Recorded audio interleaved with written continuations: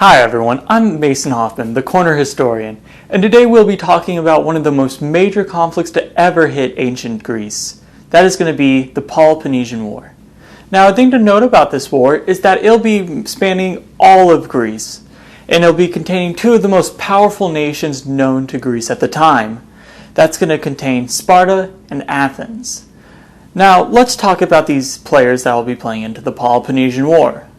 So first off, we're going to have Athens. Now, a thing to note about Athens is that its allies had to pay tribute towards Athens to be in their group. Now, the Delian League, which is what they're called, would basically, they would have to pay tribute into them, and then they would basically have protection for life. And in this alliance, there was no way to get out of it. Once you were in for life. Now, let's talk about Sparta's alliance. Now, Sparta had a very interesting alliance with their neighboring cities. Now, what they would do is that they would just go around and ask who wanted to be a part of them. Now, a thing that they all had in common, though, was that, surprisingly, they all had a major fear of Athens. Since Athens was growing at such a major rate as an empire, every city-state had such a major fear of them that they would either join Athens or they would join Sparta looking for protection against Athens and being consumed by the Athenian war machine. Now, another thing we also need to talk about is this man right here. His name is going to be Thucydides. Now, Thucydides was an Athenian general. He was one of the most amazing generals ever known to Athenian history. But a thing to note about him is that he was let go of being an Athenian general due to his failure at a major battle. Now, since he was let go, he would devote his time to being a historian. He would start writing in his diaries about major wars that were happening, such as the Peloponnesian War. Now, the reason I bring him up is that he would be covering the Peloponnesian War, and he's the only good major primary source that we have for the Peloponnesian War. And the only problem is that since he was an Athenian general, he will have some bias towards either the Spartans or the Athenians, depending on the topic he's talking about. So, let's dive right into the topic. Now with that mess out of the way, we can finally focus on the two major empires that will be playing into the Peloponnesian War. First off, we have Athens, and then Sparta. Now, a thing to note about 5th century BCE ancient Greece is that Athens and Sparta's influence was very major. Both of those countries had spheres of influences that are flushing right into each other, so it was obvious that a war was about to break out, but no one could have predicted the scale that it was going to be. Now, a thing to note about Athens is that its empire was relatively new to the scene. They started out as a very small city-state, and then they slowly grew into a major empire that was spanning the area. Now that we got the events leading up to the First Peloponnesian War out of the way, we can finally actually wrap it up to the board. And so, now we can see that they're tying into each other. Now, a thing to note about all of this is the events that lead into this. Now, the First Peloponnesian War isn't going to be a very exciting war. It's basically going to be a very hot, cold war. There's going to be a little bit of fighting, but not enough to where it's a very exciting war. I think a very notable event about this, though, is that it's going to be a great major player for leading into the Second Peloponnesian War. And so, we're going to talk about the First Peloponnesian War, just so we have everything understood about that. So about in the mid-460 BCE, Athens would be knee-deep in the Persian War, and so they really couldn't sacrifice many troops to really any other area. So, while they were knee-deep into this war, Spartans had a problem. Now, their helots started to kind of rebel against them, and helots are basically slaves that did most of Sparta's manual labor minus wars. So, while Sparta was having all these problems with their helots, they asked Athens to send some troops over to, kind of help them relieve this problem. And so Athens did agree, and so they would send some of their army over, but here's the catch. Sparta would actually send the Athenian army to do something else. Nobody really knows, but they would send them away. Now, this really angered Athenian generals and also angered the Athenian population. And so with that anger, they kind of started to develop a fear. What if the Spartans were to attack us, is what they were basically saying. And so, in a move to counter the aggression that they feared that the Spartans would try to show, they made an alliance with three major powers, the Sicily, Argos, and Megara.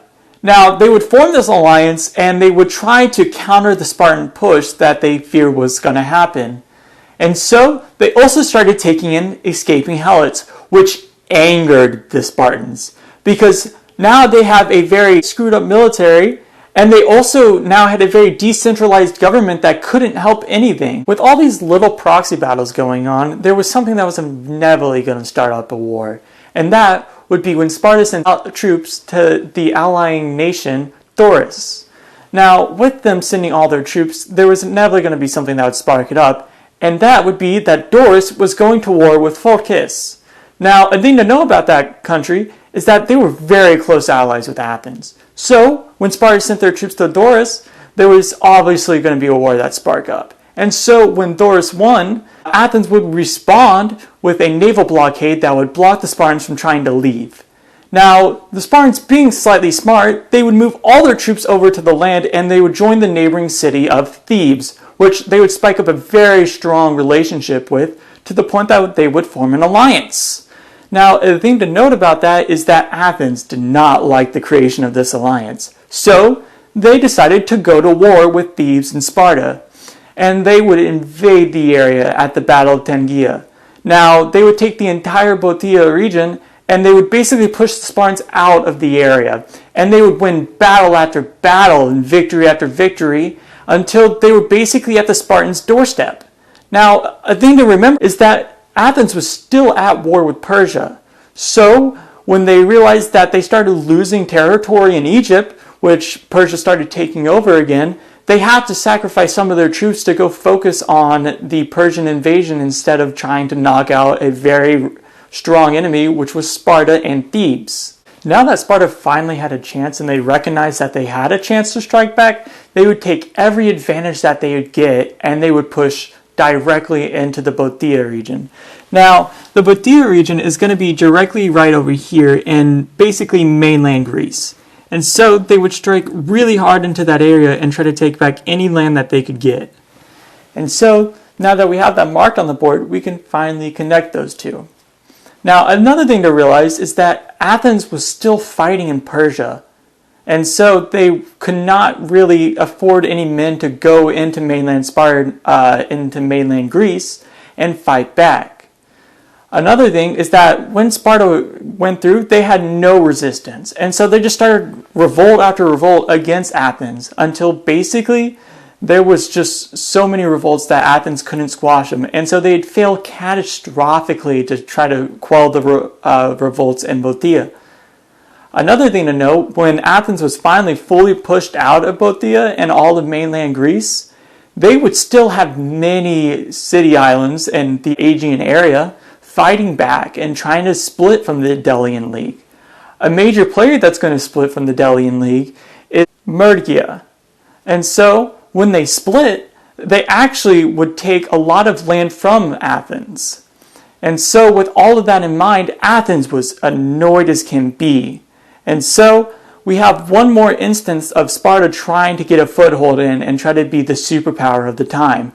And that would be the attack in Attica. Now, this attack would pretty much go against them. It would fight against them constantly, and we would recognize that as a failure. And so, now that we can finally tie those all together, we have completed our board. Now everything is tied together.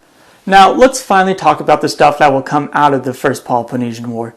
Now, the 30-year peace treaty will come out of this. And now, if you couldn't see my air quotes, it won't really last 30 years. But that's going to be for the part 2 of this episode. Now, the 30-year peace treaty was basically an agreement that Athens and Sparta would try to sign and would fail. The treaty would state that Greece would be split up evenly amongst Sparta and Athens, and all that land inside would be owned to the respective country.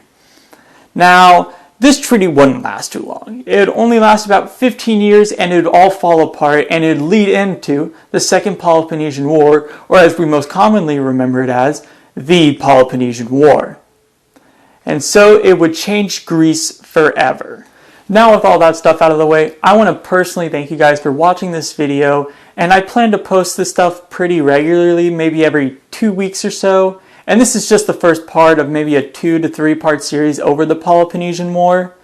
And so my sources are always going to be in the description below. And as I say, if you aren't learning history, you might as well be in it.